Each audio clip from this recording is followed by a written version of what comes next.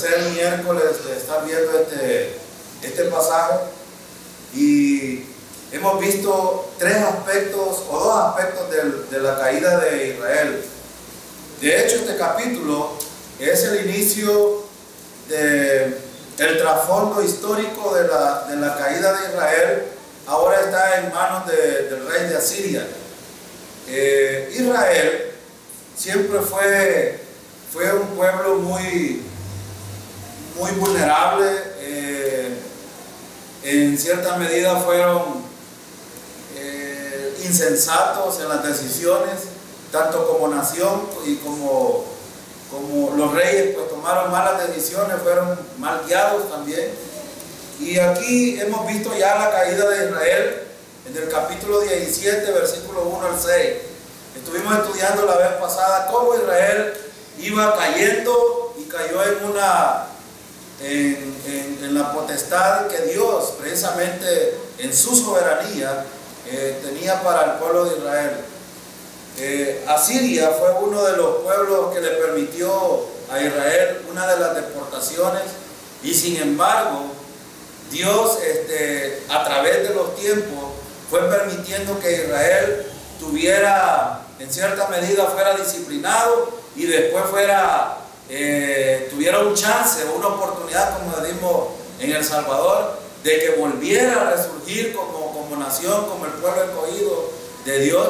Y sin embargo Israel cometió tantos errores que fue vez tras vez cayendo y decayendo en problemas serios, tanto en la vida espiritual y en la vida nacional. Entonces hemos visto ya la caída de Israel y vimos también en el capítulo 17, versículo 7 al 23, hemos visto las razones de la caída de Israel. Y si ustedes han seguido el estudio, estos dos estudios anteriores, una de las razones de la caída de Israel fue que ellos se fueron en pos de otros dioses. Y en el miércoles pasado estudiaron ese pasaje hasta el versículo 24. Vimos por qué Dios hizo de que Israel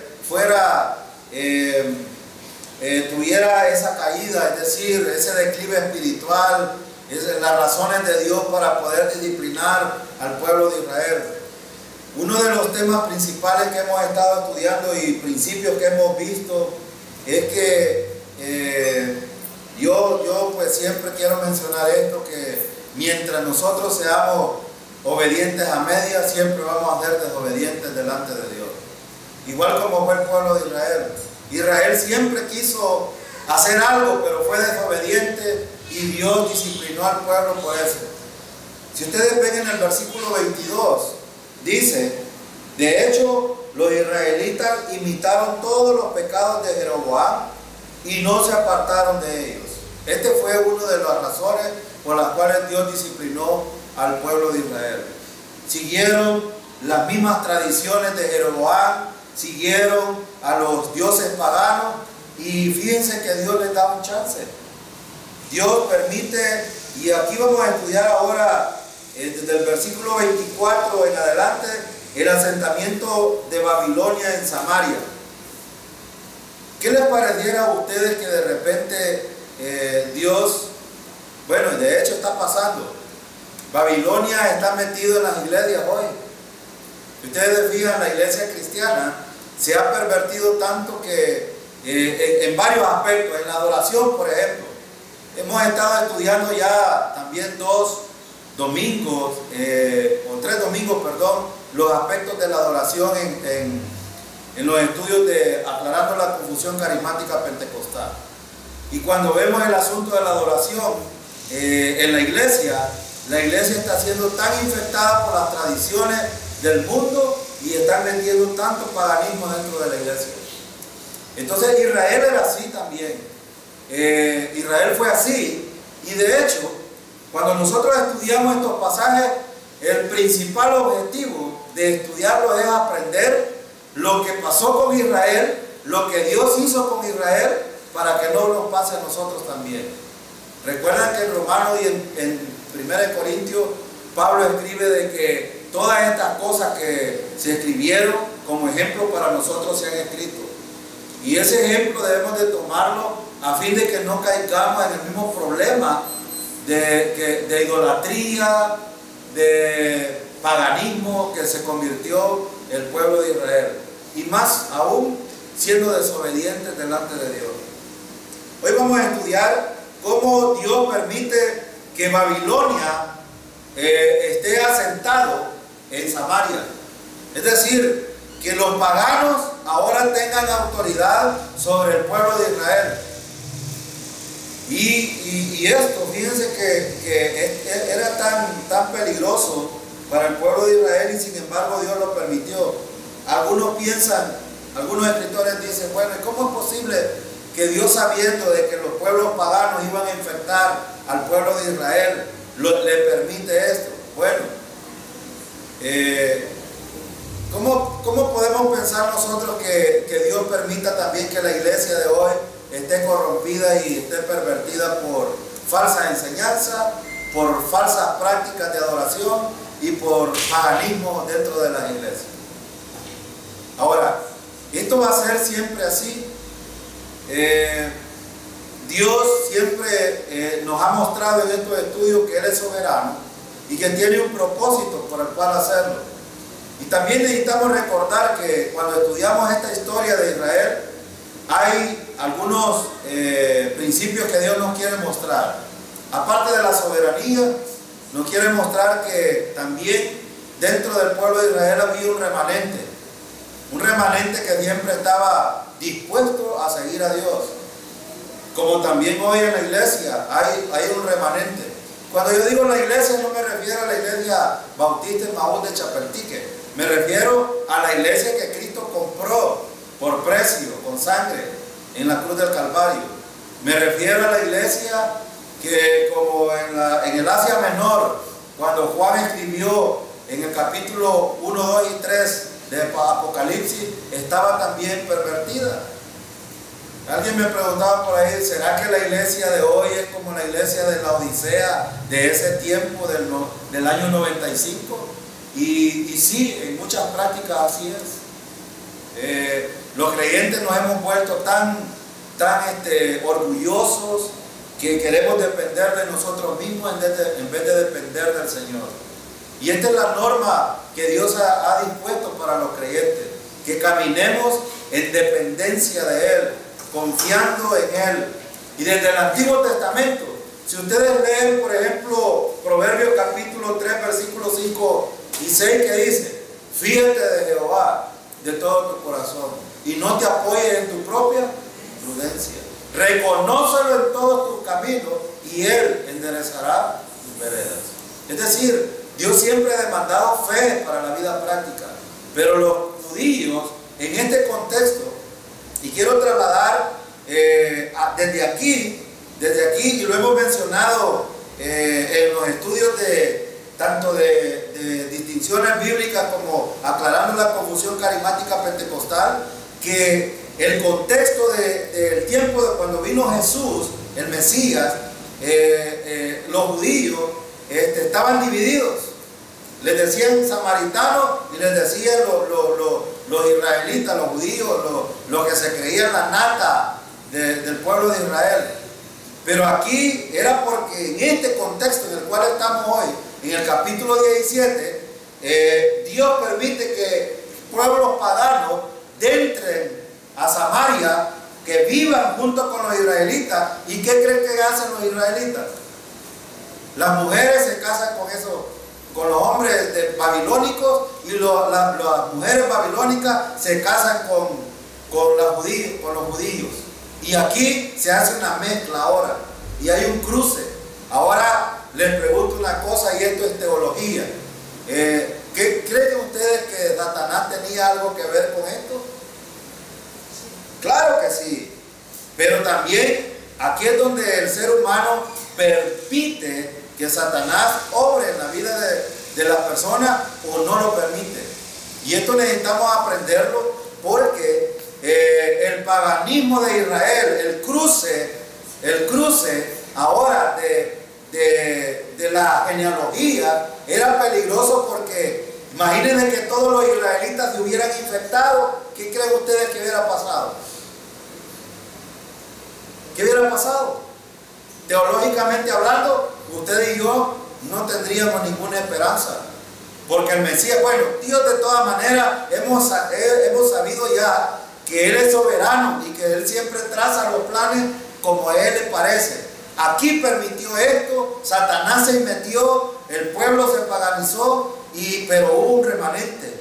¿Y cómo lo sabemos? El Mesías vino desde el remanente y murió en la cruz del Calvario, y nosotros hemos recibido la gracia de Dios a través de la muerte de Cristo, y hemos sido salvados por gracia. Entonces, pero aquí empieza este pleito de los samaritanos y los judíos. Ellos dicen que deben de adorar en el templo, y nosotros decimos que en el monte. Los samaritanos estaban divididos, porque desde aquí es permitido que Babilonia venga e infecte al pueblo de Samaria, sobre todo Jerusalén. Vamos a ver entonces algunos aspectos aquí que sucedieron, y vean, el asunto que estamos estudiando es el asentamiento de Babilonia en Samaria. Versículo 24, miren lo que dice. Versículo 24, Segunda de Reyes 17, que estamos estudiando. Dice, para reemplazar a los israelitas en los poblados de Samaria, el rey de Asiria trajo gente de Babilonia, Cuta, Aba, Hamad y Sefarbayim.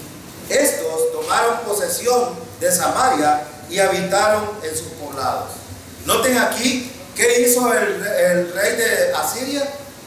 Trajo gente, imagínense, hermanos, después de tener reyes, ya estudiamos también que Dios, cuando dice y hace una promesa, la cumple. Y aquí ahora el pueblo de Israel ya no estaba bajo el gobierno de los judíos, sino ahora Asiria estaba gobernando. Babilonia estaba gobernando sobre Israel, como lo hizo Roma en el tiempo de Jesús. Ahora estaban bajo el poder de un pueblo pagano. Ahora, ¿qué puede esperar, por ejemplo, un pueblo escogido, elegido, un pueblo que Dios le dio normas, principios, y le dio leyes, estatutos para que pudieran vivir, y ahora, después de haberse apartado, le pone nuevos gobernantes? Eso, hoy ustedes saben que el mundo está revolucionado por las elecciones de los Estados Unidos. Y hablaba yo con algunos compañeros que son de izquierda, pues a veces no meditan las cosas, y les digo yo, bueno, yo parece que aquí lo dije una vez en un estudio acerca del gane de este hombre, y no es que soy profeta, pero yo ya lo había dicho, ese hombre iba a ganar. Primero porque hay muchas cosas que él dijo que iba a hacer, y que atemorizó a muchos hispanos, pero esto le sirvió. Esto le sirvió a él para ganar votos anglosajones. En Estados Unidos no solo hay de El Salvador, de Honduras, Nicaragua, Costa Rica, de Latinoamérica, hay un cierto sector latinoamericano. Sin embargo, lo que quiero decir es esto en relación a lo que estamos estudiando. Hermano, Dios pone a los gobernantes como Él quiere, sí o no, no importa quién sea. Así es de que nosotros como creyentes debemos de recibir a los gobernantes y someternos a las leyes y a ellos mismos. Y los inmigrantes que quizás nos escuchan por este medio deben de entender que así como Dios puso a este rey sirio sobre el pueblo de Israel, Él pone y quita a los reyes, pero aquí el asunto es cuál es el propósito. ¿Cuál es el propósito? Nosotros, por ejemplo, ya vemos en El Salvador, hemos experimentado 3 tipos de gobiernos ya. 20 años de un gobierno, 2 años de otro, y antes de estos 20 años estuvo otro gobierno, que fueron en cierta medida muy buenos, pero también con insensatez en cierta medida. Lo que quiero decir esto, que no importa quién esté gobernando, Lo que debemos de entender nosotros son los propósitos que Dios tiene a través de los gobernantes. Aquí ahora, Dios había puesto a Babilonia a gobernar a Israel. Hablar de Babilonia, hermanos, es hablar de paganismo, de idolatría, de hechicería.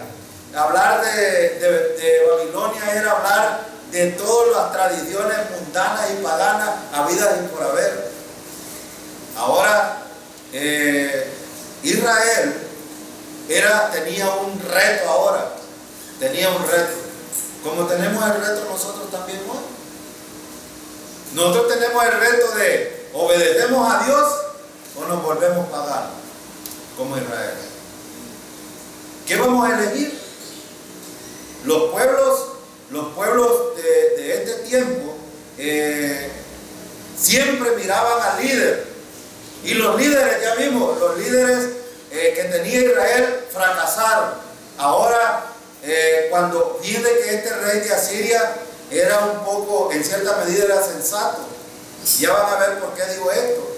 Porque de repente ven a Israel, que ellos saben que ellos tienen un montón de dioses, que adoraban a otros dioses, pero también sabían que Israel tenía un Dios, el Dios verdadero al cual debían de adorar. Y lo miraron que se estaba apartando de ellos. ¿Cómo lo sabemos? Sigamos leyendo. Vea lo que dice el versículo 25. Al principio, cuando se establecieron, no adoraban. ¿Quiénes no adoraban al Señor? Cuando se establecieron, ¿quiénes no adoraban al Señor? Ajá. Llegaron los paganos, los de Babilonia, llegaron a Israel, pero ellos no, dice, cuando se establecieron, no adoraban al Señor. Miren lo que dice después. De modo que el Señor les envió leones que causaron estragos en la población. Primera cosa, cuando tienen, alguien busca por allá afuera.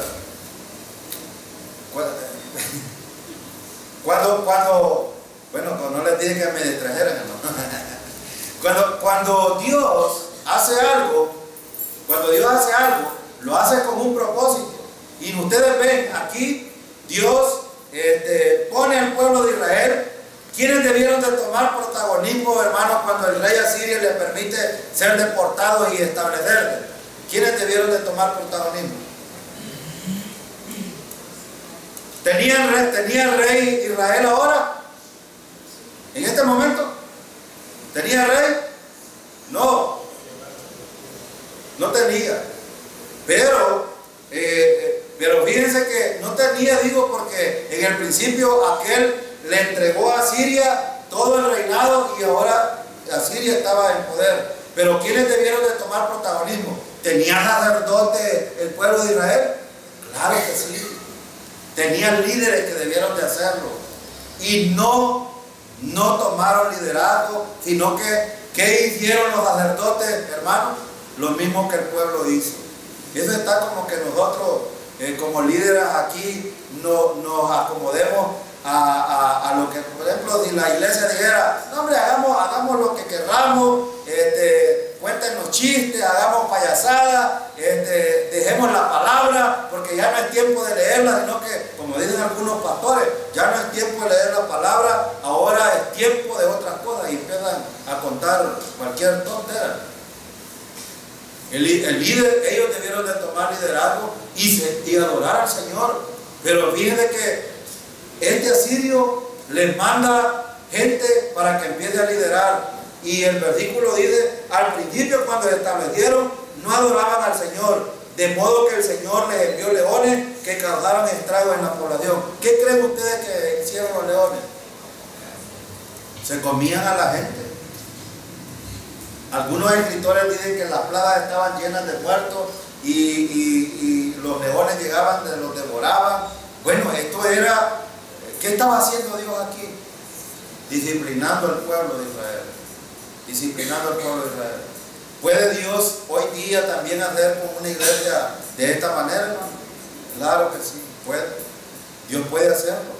¿Puede Dios disciplinar a naciones, hermanos, por no buscar su rostro y no que estar mirando otra cosa. El Salvador, por ejemplo, estos dos gobiernos que han tenido, le han puesto a todas las calles, al aeropuerto, a las avenidas, Monseñor Romero a diestra y siniestra. Han llevado al pueblo a idolatrar a la creación en vez del Creador. Y yo me atrevo a decir que los conflictos sociales que El Salvador vive es lo que Dios permite para que la gente tal vez tenga un poco de sensibilidad. Usted puede ver por los medios de comunicación un muerto, está bien. Hoy nos estamos volviendo tan insensibles que la vida del ser humano ya no vale nada. Pero Dios tiene propósito también. Tiene propósito. Y aquí era disciplinar al pueblo de Israel. Ahora, estoy poniendo como un ejemplo así vago a El Salvador, pero Dios puede disciplinar al mundo entero y lo va a hacer en el futuro.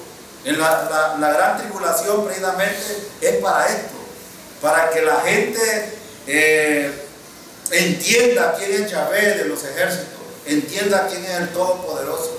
Es más, les va a dar una oportunidad todavía en ese tiempo para que se conviertan al Señor a través del Mesías, pero muchos de ellos ni querrán saber, como lo hacen hasta el día de hoy.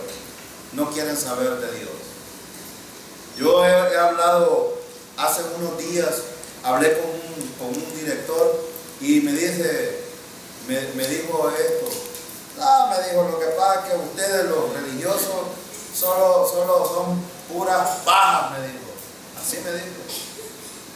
Bueno, le digo yo, si lo que te he dicho a través de la palabra, tú le llamas paja, entonces reclámale a Dios, porque Él mandó que escribieran lo que está escrito. No, si la Biblia la hizo un ser humano y eso, bueno, y por ahí, ¿para qué les cuento?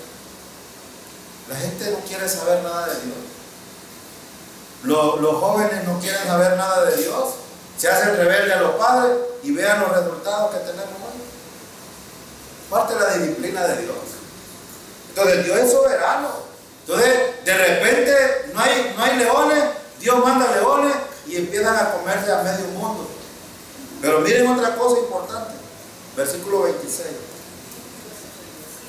Entonces le dieron este informe al rey de Asiria: la gente que su majestad deportó y estableció en los poblados de Samaria no sabe lo que requiere el Dios de ese país. Por esta razón Él les ha enviado leones para que los maten. Hermano, ¿qué tal usted va a buscar un consejo de un pagano, y el pagano, el que no sabe nada, el ignorante, el que no conoce a Yahvé, le da un buen consejo a usted, le dice: mira, te está pagando esto porque como creyente no está siendo obediente a Dios? ¿Qué le parece? Un impío está descubriendo que lo que pasa en Samaria es la disciplina de Dios, porque no están haciendo. Y miren lo que dice el versículo: la gente que su majestad deportó y estableció en los poblados de Samaria no sabe lo que requiere el Dios de ese país. ¿Y por qué Dios ahí está con minúsculas? Porque para ellos adoraban muchos dioses. En la Reina Valera está con mayúsculas. En la versión que yo tengo está con minúsculas. Pero es razonable, ¿saben por qué? Porque ellos adoraban muchos dioses. Pero sí entendían una cosa: que el pueblo de Israel tenía un Dios. Es decir, tenía el Dios verdadero.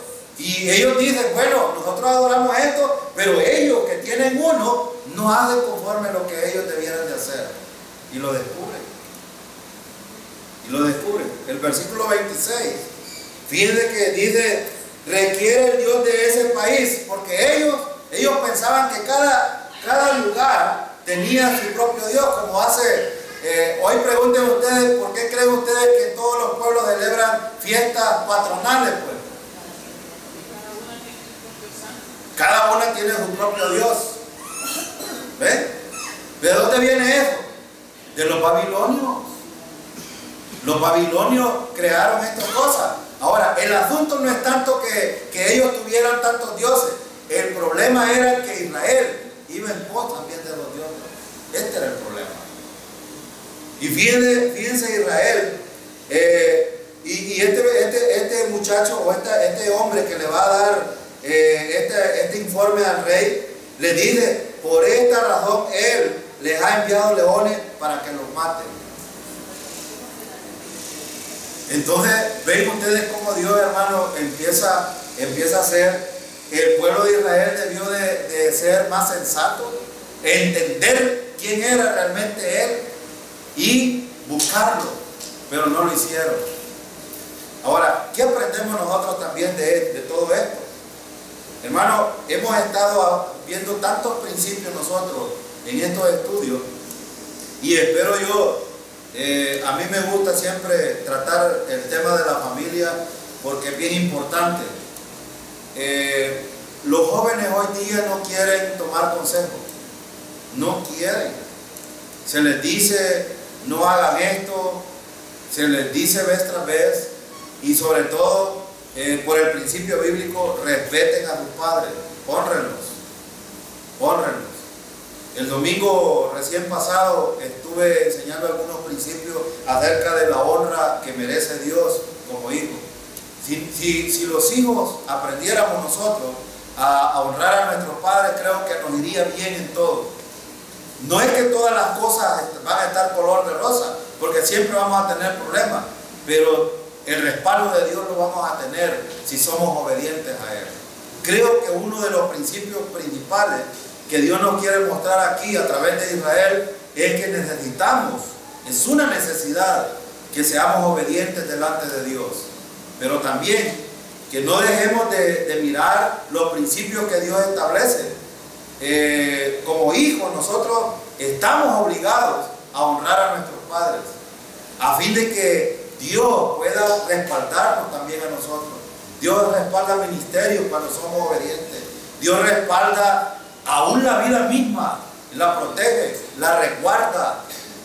Pero a veces nosotros también nos estamos volviendo insensibles a estas cosas y necesitamos retomar estos principios para poder beneficiarnos nosotros mismos. Al fin y al cabo, cada creyente es beneficiado cuando aprende a caminar en dependencia del Señor. Miren lo que pasó en el versículo 27. Miren lo que pasó. ¿Qué les pareciera que el más pagano del pueblo, un borracho, un idólatra, nos viniera a enseñar y a decir cómo se deben de hacer las cosas? Miren el versículo 27. El rey de Asiria dio esta orden: hagan que regrese a vivir en Samaria uno de los sacerdotes que ustedes capturaron allí y que le enseñe a la población lo que requiere el Dios de ese país. ¿Estaba tomando decisiones prudentes el rey? Sí, solo que había un problema. Había un problema. ¿Quería Israel buscar a Dios realmente, la dirección de Dios? No, en primer lugar no. En segundo lugar, ¿los sacerdotes habían pervertido, hermanos, anteriormente? Sí. Ellos debieron, el rey, por ejemplo, debió haber quitado todos los santuarios, los lugares altos, debió de enseñarles, los sacerdotes tenían la responsabilidad de enseñarles la verdad al pueblo de Israel y no lo hicieron. Los sacerdotes, esto es como que yo esté infectado de alguna enfermedad que es transmisible y lo sabe todo el mundo, pero el hermano Jorge me anda y ve cómo hacer con la gente, y en vez de sanarlos, los infecta. Eso es lo que estaba padeciendo o pasando con Israel. ¿Creen ustedes que este sacerdote iba a arreglar los problemas que tenía? No. Fíjense que el rey toma esta decisión: hagan que regrese a vivir en Samaria, porque ellos los tenían cautivos, eran esclavos de Babilonia. Pero les digo, dejen ir un sacerdote para que les enseñe cómo deben de adorar. Fíjense, dice el versículo, que ustedes capturaron ahí y que les enseñen a la población lo que Dios requiere, lo que requiere el Dios de ese país. Las motivaciones de este rey eran correctas. El problema no estaba en el rey. Y no estaba en ese hombre pagano. El problema estaba en los judíos que no querían nada con Dios. Como nos pasa a nosotros también. ¿Le ha pasado a usted, hermano, que a veces no quiere saber nada de Dios? Mire, si no lo hacían, si ustedes creen que todos quisieran, todos realmente quisieran y buscaran a Dios de una manera sincera, todas las días estuvieran llenas. Debe de pasar algo para que la gente venga y nos acompañe. Necesitamos pruebas de Dios, necesitamos ser obedientes al Señor. Este hombre tenía la intención buena, pero veamos la intención del pueblo de Israel, versículo 28. Así que uno de los sacerdotes que habían sido deportados de Samaria fue a vivir a Betel y comenzó a enseñarle cómo adorar al Señor. ¿Estaba correcto esto? Sí, estaba correcto. Estaba correcto. Este sacerdote llegó y empezó a enseñarle cómo. Fíjense, la adoración es importante, hermano. No estaba hablando de la adoración. En el culto, la adoración es muy importante. Pero solo esto. Porque podemos adorar de todas maneras. Podemos adorar a través de los cantos. Podemos adorar a través de la presencia, los estudios. Podemos adorar a través de la ofrenda. Podemos adorar a través del estudio de la palabra. Pero aquí hay que ver una cosa bien importante. La actitud del pueblo. La actitud. Y eso ya lo estudiamos el domingo pasado. ¿Cuál es la actitud? ¿Cuál es mi motivación? ¿Qué me motiva a adorar al Señor? Y ya dije yo, he enseñado muchas veces esto. Esta relación vertical es importante para que yo horizontalmente pueda funcionar. De otra manera, el Espíritu Santo no va a obrar en la vida de cada uno de nosotros. Por eso es tan importante la comunión con el Señor. Si no tenemos comunión con el Señor, difícilmente podríamos adorarlo. Estaríamos haciendo muchas cosas, como hacen muchas iglesias que se han paganizado hoy, metiendo ritos, tradiciones de hombres y muchas cosas en la iglesia. El pueblo de Israel, este rey tuvo muy buenas intenciones, el sacerdote llegó con buenas intenciones, pero el pueblo no quería saber nada de esto. ¿Cómo lo sabemos? Mire el versículo 29. Sin embargo, todos esos pueblos se fabricaron sus propios en las ciudades donde vivían y los colocaron en los altares paganos que habían construido los samaritanos. ¿Quiénes eran los samaritanos? ¿Quiénes eran los samaritanos? Judíos paganizados. En cierta medida, lo que dije anteriormente, eran judíos que se habían casado con babilónicos. Ahora tenían una mezcla, pero también había judíos que se habían paganizado. Y esto sucedió mucho antes, cuando los judíos iban, en vez de ir a Jerusalén, iban a esos altares, iban a los montes altos a adorar. Y ellos continuaron esto. Ahora, ya no lo hacían, hermano, y esto lo hemos mencionado, lo hemos machacado nosotros, ya lo hacían por tradición. Era una tradición. Cuando Jesús habla con la samaritana, ella le dice algo de esto. Bueno, los judíos dicen que deben de adorar en Jerusalén, y nosotros decimos que en el monte. Y Jesús le enseñó algo bien importante. Dios está buscando verdaderos adoradores que le adoren en espíritu y en verdad. Y esto era lo que no estaba sucediendo. ¿Qué es espíritu? Ya lo enseñamos. Es de adentro hacia afuera. No es por las motivaciones externas. No es por lo que está externo. A algunos les encanta la música, les encanta los aplausos, les encanta el emocionalismo y todo aquello que tiene que ver con los sentimientos y las emociones. Dios dice: yo requiero a verdaderos adoradores que tengan comunión conmigo, y que el Espíritu Santo haga en ellos que me adoren a través de Él. Eso es en espíritu. Y en verdad es que dentro de la adoración se vea la teología bíblica en los cantos, que se haga, por ejemplo, eso de dar ofrenda, que se haga de la manera ordenada, que en la iglesia se haga conforme los principios bíblicos y no conforme lo establecen los seres humanos. El pueblo ya estaba tradicional. Ellos estaban siguiendo tradiciones de hombres ahora, en vez de buscar a Dios. Ahora, por eso es tan peligroso, hermanos, la adoración, el hecho de cómo buscamos. El cómo es tan importante.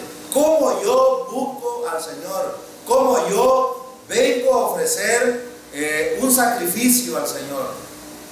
Estudiamos también el domingo para recordarle. Yo paso recordando todo lo que miramos y todo lo que estudiamos, porque me interesa tener el énfasis en esto. Fíjense que por ejemplo, nosotros, o Dios requiere que nosotros presentemos un sacrificio vivo, santo, agradable a Dios, y debe de ser un culto racional. Es decir, que no es a hacer locura, pues. Deben de ser cosas sensatas, coherentes a la palabra y en orden, no en desorden. El pueblo aquí no lo estaba haciendo. Ellos no querían absolutamente nada. Dice que esto, miren el versículo 29, dice: sin embargo, todos esos pueblos, es decir, los pueblos paganos, se fabricaron sus propios dioses en las ciudades donde vivían y los colocaron en los altares paganos que habían construido los samaritanos. Es decir, ¿qué habían hecho los samaritanos? Habían hecho altares. ¿Se fijan? Los judíos ahora tenían altares.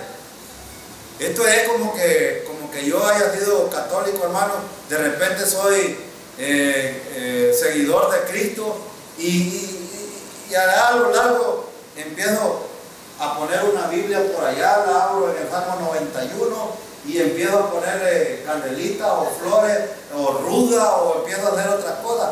Esto lo hacen a muchos, por ejemplo los comerciantes. En San Miguel, ustedes van al mercado, van a ver hermanitas con la señal, pero en su negocio tienen ruda ahí. Sí, pues, esos son los altares. Ustedes van, yo fui en Estados Unidos, los chinos, por ejemplo, al cual más grande tienen al señor Buda. Y le ponen ahí su velita y sus flores todas las mañanas. Y comida.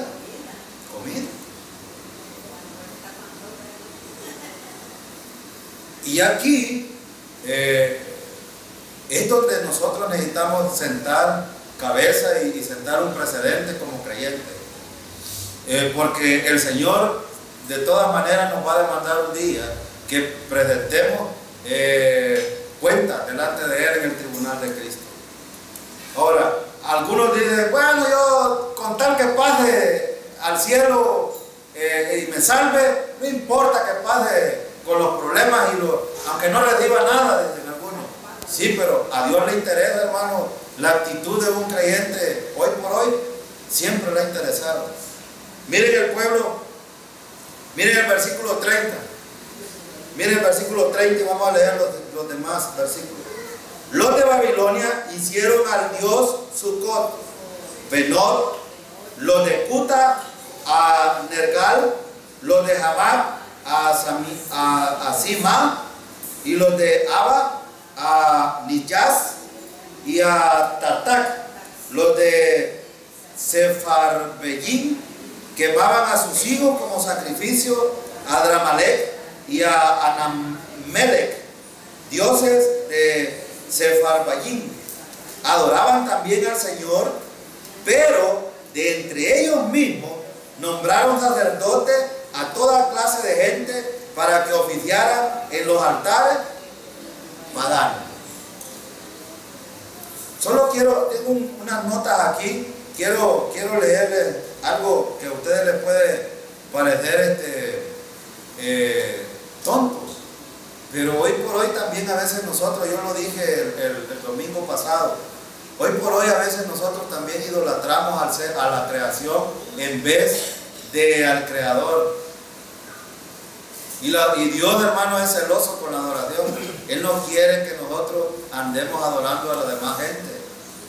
Ojo con esto. Fíjense que, por ejemplo,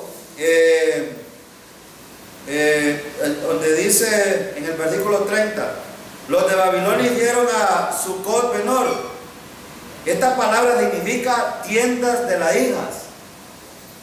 Esa palabra, Sucot Benor, tiendas de las hijas. Los de Cutá hicieron a Nergal.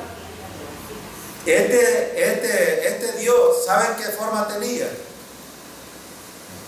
Y solo lo voy a mencionar así rápidamente para que ustedes vean que lo que Pablo dice en Romanos capítulo 1 era todavía una práctica. Fíjense que este Dios, este Nergal, tenía forma de gallo.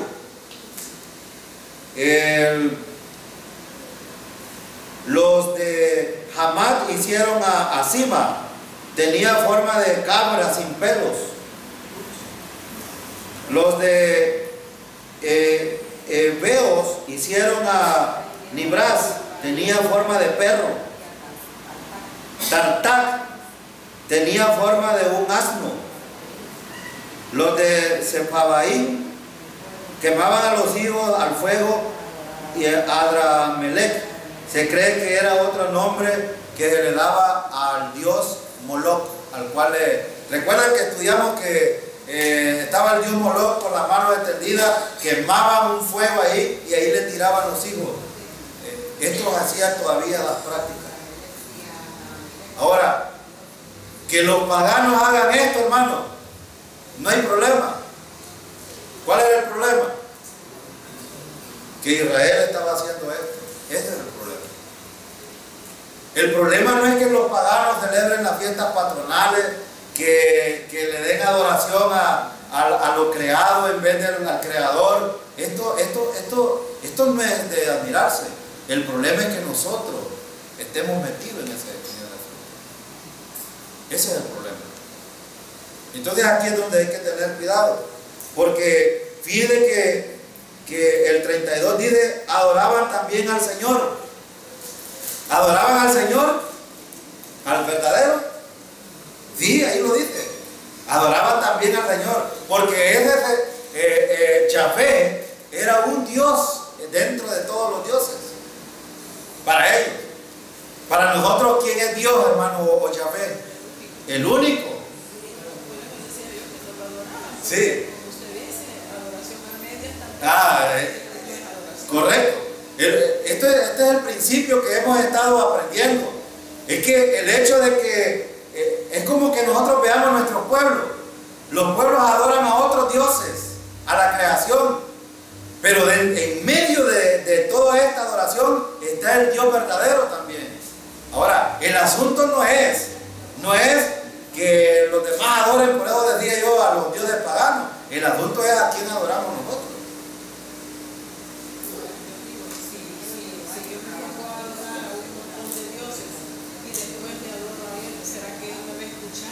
No, por eso en principio, adorar a Dios, obediencia a media es desobediencia.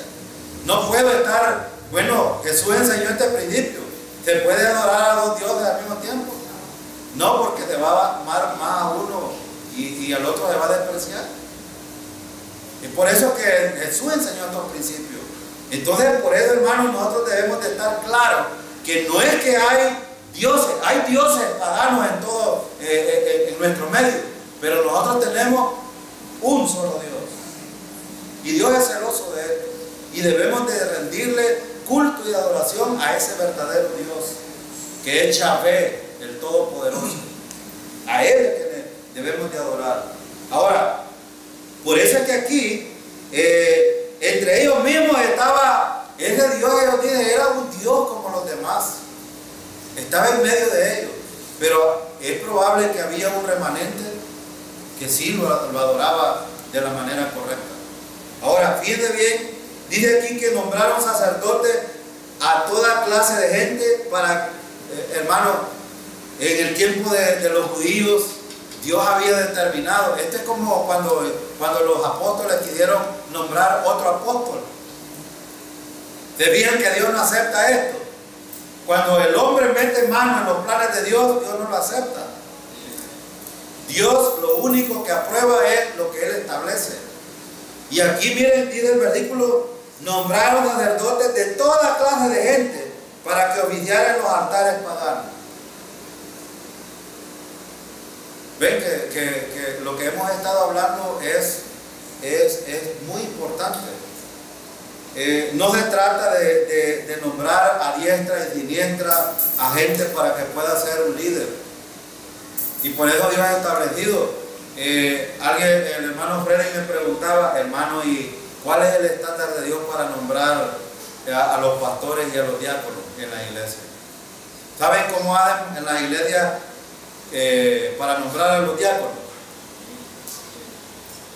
Y por eso es que hay muchos diáconos que son malcriados, son insensatos y tienen unas prácticas bien paganas, porque no están basados en el estándar bíblico. Y le decía yo, ahí está 1 de Timoteo capítulo 3, hermano, léalo. Pero ¿a quién ponen de diácono en las iglesias hoy por hoy? Ponen al que tiene más dinero o el que da más dinero porque tiene poder.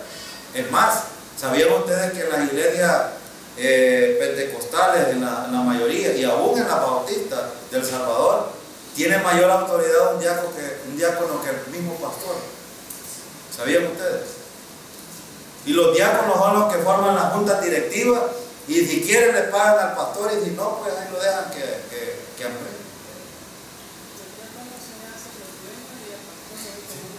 Sí, es correcto. Se hacen los dueños de la iglesia y se olvida que el único dueño de la iglesia es el que murió en la cruz del Calvario y pagó precio por nuestros pecados. Han olvidado esto. ¿Se fijan cómo se paganiza la iglesia? Metiendo mandamientos de hombres y acciones de hombres. Dios jamás va a aprobar eso y no va a respaldar esos ministerios. Nunca. No lo hizo aquí. Miren lo que pasó, y vamos a leer los finales versículos, y miren lo que pasó aquí. Hasta el día de hoy persisten en sus antiguas costumbres. ¿El qué, hermanos, dice? ¿La iglesia debe de vivir con costumbres o a través del estándar bíblico? Es el estándar bíblico. Hermano, la iglesia no, por eso es que las tradiciones y las costumbres en la iglesia no deben de existir. Hasta el día de hoy persisten en sus antiguas costumbres.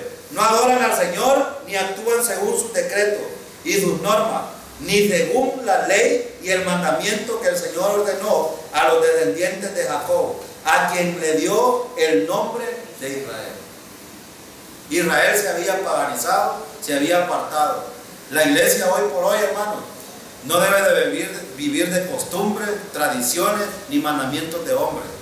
El estándar aquí está. Aquí dice que se apartaron, dice, se apartaron según sus decretos, sus normas, según la ley y el mandamiento que el Señor ordenó. ¿Cuál fue el mandamiento que Dios le ordenó? El principal. Amar a Dios sobre todas las cosas. Ese es el primer mandamiento. Dios le dijo, no te harás otros dioses, ni imágenes de lo que está en el cielo ni en la tierra, ni te arrodillarás a ellas, ni las adorarás. Ese fue uno de los primeros mandamientos. El pueblo de Israel lo había olvidado. Ahora, ¿cuál es el mandamiento para nosotros, hermano? Eso era para Israel. ¿Cuál es el primer mandamiento que nosotros tenemos para vivir una vida en estándar bíblico? Amar a Dios, el amor a Dios sobre todas las cosas. ¿Y esto nos va a llevar a qué? Amar al prójimo. Ahora, el fundamento del amor, hermano, está basado en el mismo amor de Dios para los seres humanos. Y el centro de todo esto es Jesucristo. ¿Y cómo debemos de vivir nosotros? El hermano Freddy me decía, hermano, ¿está luchando? No, hermano, le digo yo. Pero él me estaba bromeando. Le digo yo, estoy dependiendo del Señor porque es la norma para mí hoy. Vivir dependiendo del Señor. Por tanto, de la manera que habéis recibido el Señor Jesucristo, andad en Él. Colosenses 2:6. Recibimos a Cristo por fe, debemos de caminar también por fe. Así debe de ser el estándar bíblico. Si dependemos del Señor, tendremos comunión con Él y todo lo que el Espíritu Santo haga a través de nosotros será bien recibido de parte del Señor. Porque esto no nos adorará a nosotros, ni a los demás, ni le dará pasos a nadie, sino que la gloria será para ¿quién? Para el Señor. Este es el punto importante. Y aquí, miren el 35, cuando el Señor hizo un pacto con los israelitas, les ordenó, no adoren a otros dioses ni se inclinen delante de ellos, no les sirvan ni les ofrezcan sacrificio. Y dice el versículo 36, adoren solo al Señor que los sacó de Egipto con gran despliegue de fuerza y poder. Es a Él a quien deben adorar y ofrecerle sacrificio. Ahora, hasta el día de hoy, hermano, esta es algo que nosotros necesitamos también aprender. Debemos de adorar solo a Yahvé de los ejércitos.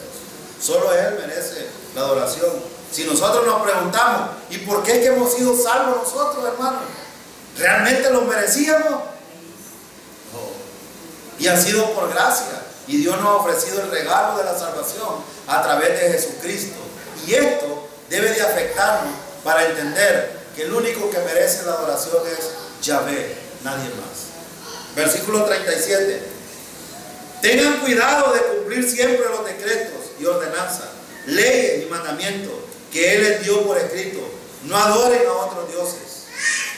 Ahora, también esto para nosotros, hermanos, ¿es para nosotros? Claro que sí, es para nosotros. Porque si es verdad, nosotros no tenemos altares, a lo mejor no tenemos físicos así, pero sí a veces nos volvemos gente que le damos prioridad a lo creado en vez del creador. Y Dios no comparte eso. Versículo 38.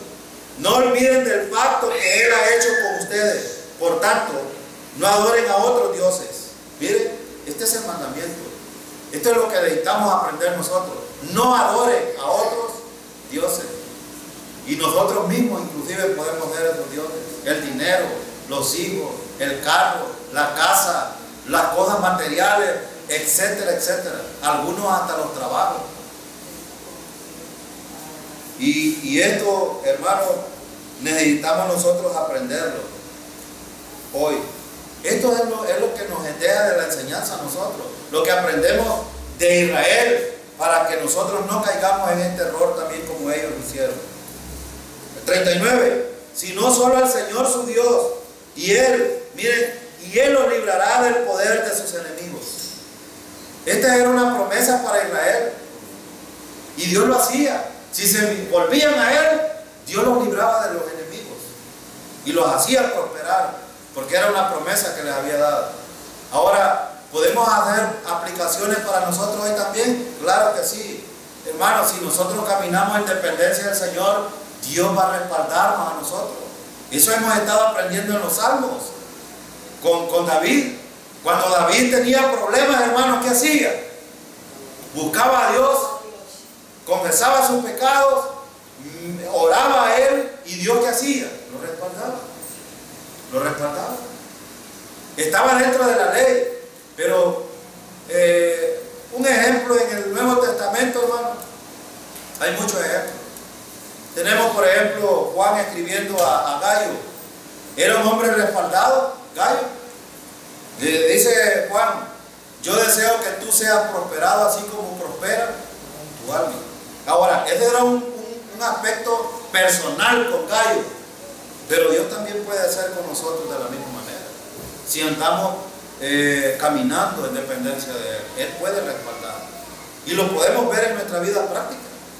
Lo podemos ver. Y los últimos versículos finales. Sin embargo, miren, este fue el fracaso y el clima del pueblo de Israel. Sin embargo, no hicieron caso, sino que persistieron en sus antiguas costumbres. Aquellos pueblos adoraban al Señor y al mismo tiempo servían a sus propios ídolos. Hasta el día de hoy, sus hijos y sus descendientes siguen actuando como sus antepasados. Termino con este principio, hermano. ¿Qué legado le vamos a dejar a los jóvenes, a los niños? Y por eso yo he hablado de la familia, porque la primera iglesia es la familia. ¿Qué están compartiendo los padres con los hijos? ¿Qué le están dejando? ¿Qué legado les van a dejar? ¿Qué herencia les van a dejar a sus hijos? Aquí la iglesia está tratando de dejarles un legado bueno, que aprendan la gracia.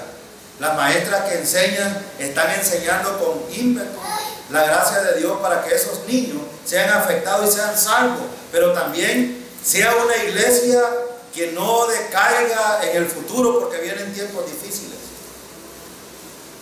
Los jóvenes hoy están viviendo tiempos difíciles, pero ¿qué hay de estos niños que van creciendo? ¿Qué les vamos a dejar? La iglesia está preocupada por esto, y por eso nosotros hemos estado insistiendo en qué les vamos a dejar. Miren, el pueblo de Israel se fue transmitiendo esto de generación en generación. Ojo, las generaciones, los niños que están aquí deberían de romper eso. Y hemos dicho, lo he mencionado yo, lo he mencionado los otros hermanos, el hermano Jorge, el hermano Bed. Nadie está obligado a hacer aquellas cosas que Dios no ha dicho que deben de hacer. Si hay un padre que es malcriado, desobediente o mal ejemplo para su hijo, el hijo no tiene por qué obedecer o aprender estas cosas. Porque ¿quién va a ser afectado? Él mismo va a ser afectado. Él mismo. Ahora, Pablo enseñó a los tesalonicenses escudriñarlo todo y retener. Esto deben de hacer. Examinarlo todo y retener lo que es provechoso para la vida. Esto es importante. Ahora, preguntémonos, iglesia, ¿qué les vamos a dejar a estos niños hoy? ¿Les vamos a dejar malos ejemplos? ¿Les vamos a dejar malas costumbres? ¿Les vamos a dejar y vamos a permitir que esta iglesia en el futuro, nosotros ya vamos de paso? Ya vamos de paso. Pero esta iglesia, estos niños, ¿cómo van a enfrentar la vida cristiana si son salvos en el futuro? Con un mundo perverso y malvado que tenemos hoy. ¿O vamos a hacer como el pueblo de Israel? ¿Van a ir aprendiendo las malas costumbres y las van a aplicar? No debería. Dios no está de acuerdo con eso. Entonces necesitamos siempre estar dependiendo del Señor. Y necesitamos orar, hermanos, mucho. Necesitamos orar mucho para que el Señor, que es el Todopoderoso, algunos por ahí dicen que la oración tiene poder, y es verdad, pero no tiene poder en sí misma. Tiene poder porque Dios es el Todopoderoso, y Él hace a través de las súplicas nuestras, cuando le buscamos realmente de corazón. Por eso es que nosotros insistimos que la iglesia debiera de reunirse para orar unánime y pedir por aquellas cosas. Aquí en los viernes se pide, por ejemplo, por los niños, por los jóvenes, por los adultos, por las familias, se piden por todas estas cosas. Ustedes no deben de olvidarse en sus oraciones de orar por los líderes, de orar por las maestras, de orar por los niños, de orar por la iglesia y por la familia. Porque Satanás es astuto, destruye la familia, destruye también.